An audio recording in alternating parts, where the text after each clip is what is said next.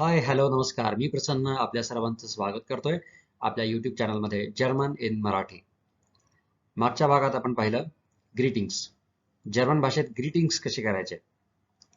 या भागात आपण पाहणार आहोत वीकडेज अर्थात आठवड्याचे वार, महिने आणि सीझन्स.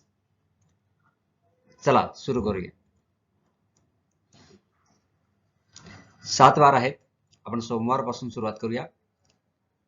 Montag, Montag, सोमवार. Dienstag, Dienstag, मंगळवार.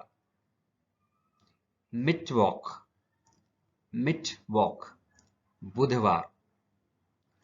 Donnerstag, Donnerstag, गुरुवार. Freitag, Freitag, शुक्रवार. Samstag, Samstag, शनिवार.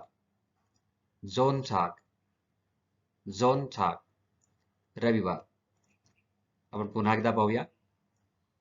Montag, Dienstag, Mittwoch, Donnerstag, Freitag, Samstag, Sonntag. आता आपण पाहूया महिने. 12 महिने. आपण सुरुवात करूया जानेवारी पासून. यानुवार, यानुवार. इथे एक महत्वाची गोष्ट, याची सुरुवात जे ने होत असली तरी त्याचा उच्चार यानुवार असा होतो. जर्मन मध्ये जे या शब्दाचा उच्चार या असा करतात. यानुवार. February, February. März, März. April, April. Mai, Mai. Juni, Juli, Juli. August, August. September, September. Oktober, Oktober. November, November. December, December. आपण पुन्हा एकदा पाहूया. यानुवार, February, मॅर्च, April, May, June, July, August, September, October, November, December. आता आपण पाहूयात यार्सझाइटन अर्थात ऋतू. इथे एक महत्वाची गोष्ट, आपल्याकडे ज्या पद्धतीने ऋतू असतात किंवा ज्या महिन्यात ऋतूंची विभागणी केली आहे ती तशीच विभागणी जर्मन मध्ये आहे असे नाही.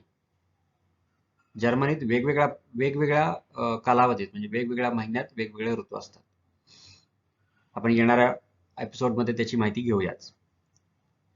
यार्सझाइटन अर्थात ऋतू. फ्रühling, फ्रühling. Sommer, Sommer. Herbst, Herbst. Winter, Winter. आता फ्रühling म्हणजे वसंत ऋतू. फ्रühling मध्ये होतं काय? फ्रühling मध्ये फुलं फुलतात. तुम्हाला युरोपमध्ये फ्रühling या ऋतूमध्ये सर्वत्र फुलं फुललेली दिसतात. Sommer अर्थात उन्हाळा किंवा इंग्लिशमध्ये समर. याच्यामध्ये बहुतांश काळ सूर्य असतो. सूर्य असतो याचा अर्थ जर्मनीमध्ये सूर्याचं दर्शन फार कमी होतं. तेव्हा समर अर्थात उन्हाळ्यात सूर्याचं दर्शन मुबलक प्रमाणात जर्मनीमध्ये होतं. तो समर. Sommer.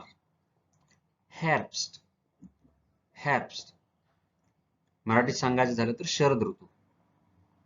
हेर्ब्स्ट या ऋतूमध्ये पानगळ होते, म्हणजे झाडाची पानं वाळून खाली गळतात, त्याला पानगळ असं म्हणतात. ती होते हेrbst या ऋतूमध्ये, हेrbst. आणि त्यानंतर विंटर, विंटर, विंटर अर्थात हिवाळा. या ऋतूमध्ये सर्वत्र बर्फ असतं आणि अतिशय थंडी असते. तर आपण आज शिकलो वॉखनटाग अर्थात आठवड्याचे वार, मोनाटर अर्थात मंथ्स आणि यारसायटन अर्थात ऋतू. तुमच्या कमेंट्स नक्की लिहा. तुमचे काही प्रश्न असतील, तुमच्या शंका असतील तर त्या कमेंट बॉक्समध्ये नक्की लिहा आणि लाईक, शेअर आणि सबस्क्राईब करायला विसरू नका. Danke. Tschüss.